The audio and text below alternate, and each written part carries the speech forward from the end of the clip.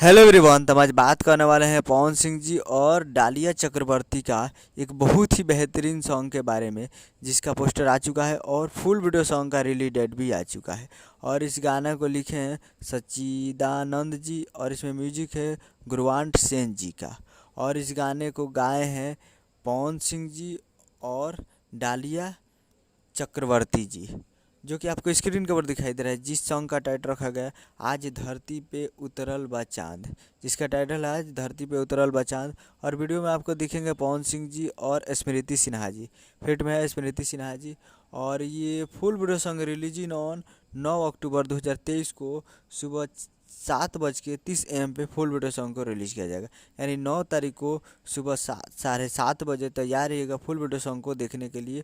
और काफ़ी बेहतरीन होने वाला है आज धरती पे उतरल बा चाँद।